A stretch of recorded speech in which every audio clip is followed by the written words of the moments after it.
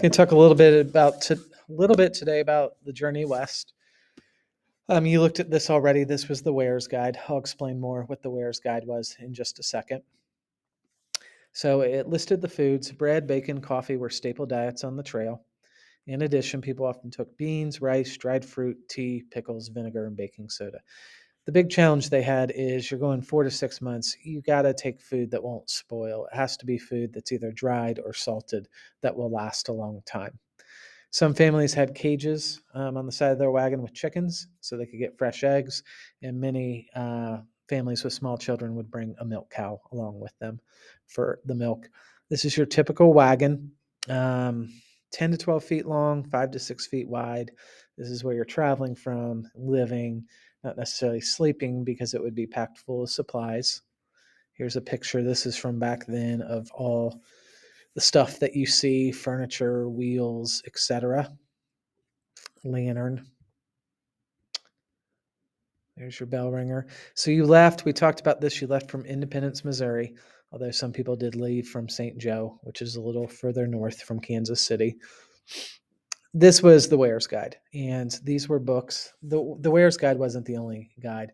There were several that were published, but people would buy these for advice, for maps, things like that, because they're going 2,000 miles across a wilderness. They've never been there before. So this was their guide to helping them prepare for this journey. The guidebooks were broken up into two parts typically. The first part would be general advice. I'll give you some examples of that, what to pack, things like that. And then the second part would be maps, landmarks, distances between points, where to find grass for your animals, where to find water, etc. So, some advice: don't travel on the Sabbath, Sunday.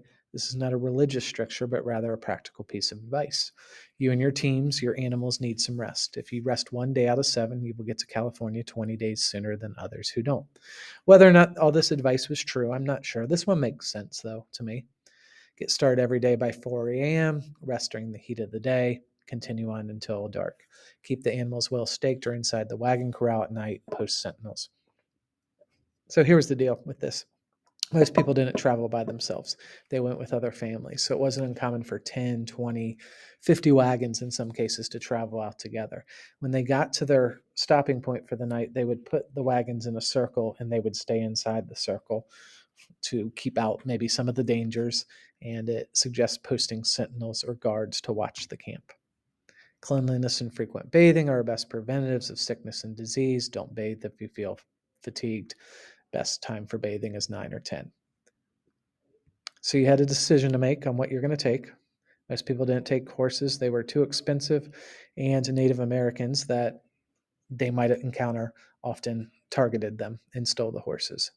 Mules were a little bit better, but they were still more expensive. It was hard to find them, and they were difficult to control.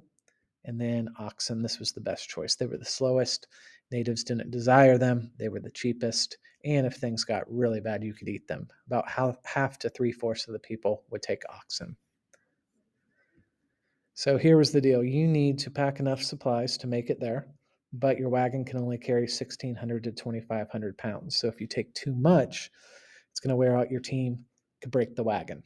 You don't bring enough, you don't have enough food, you could end up starving to death.